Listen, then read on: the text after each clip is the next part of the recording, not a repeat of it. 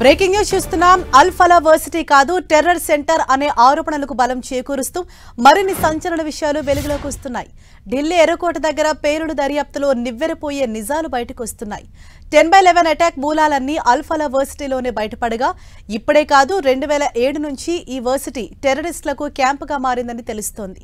2007 గోరఖ్పూర్ పేలుడు, 2008 అహ్మదాబాద్ వరుస పేలుళ్ల కుట్ర కూడా ఇక్కడి నుంచే జరిగిందని సమాచారం.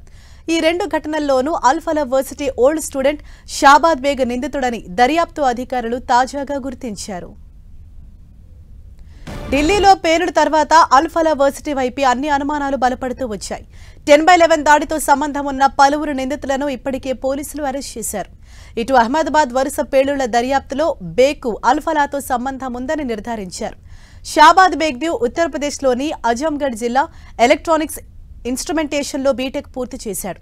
దేశవ్యాప్తంగా 5 పేలుడు ఘటనల్లో నిందితుడిగా ఉన్న బేగ్ ఆ ఘటనల తర్వాత పోలీసులకు చిక్కకుండా తప్పించుకు తిరుగుతున్నాడు. అతడు కూడా అల్ ఫలా వర్సిటీ స్టూడెంట్ కావడంతో మరో మాడ్యూల్ ఏమైనా గతంలో పనిచేసిందా అనే అనుమానాలు వ్యక్తమవుతున్నాయి. ఇక ఇప్పటికీ అల్ ఫలా వర్సిటీ వ్యవహారాలపై అధికారులు దృష్టి సారించారు. ఆ విద్యా సంస్థకు చెందిన దాదాపు 10 మంది కనిపించకుండా పోయారని ప్రచారం జరుగుతోంది.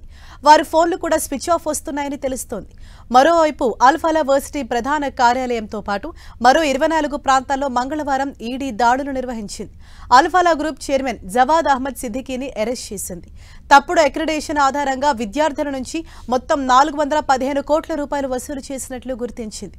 ఒకవైపు వర్సిటీ నిధుల సమీకరణపై ఈడీ దర్యాప్తు చేస్తుండగా ఉగ్ర లింకులపై ఎన్ఐఏ దృష్టి సారించింది. 10/11 బ్లాస్ట్ కు పాల్పడిన ఉగ్ర డాక్టర్ ఉమర్ నబీ సహా ఈ కేసులో మిగతా నిందితులకు జైషే మహమ్మద్ ఉగ్ర మాడ్యూల్తో సంబంధాలున్నట్లు దర్యాప్తు సంస్థలు ఇప్పటికే గుర్తించాయి. ఆఫ్ఘనిస్తాన్, పాక్ ఆక్రమిత కశ్మీర్ నుంచి ఉగ్ర హ్యాండర్లు ఈ కుట్రను నడిపించినట్లు భావిస్తున్నాయి. ఈ కుట్రలన్నింటికీ మూల కేంద్రంగా అల్ ఫలా వర్సిటీ ఉందనేది ఇప్పుడు సంచలనంగా మారింది. గతంలోని ఇక్కడి నుంచి అటాక్స్ కు ప్లాన్ జరిగిందా అనే కోణంలో ఇప్పుడు దర్యాప్తు జరుగుతున్నట్లు సమాచారం.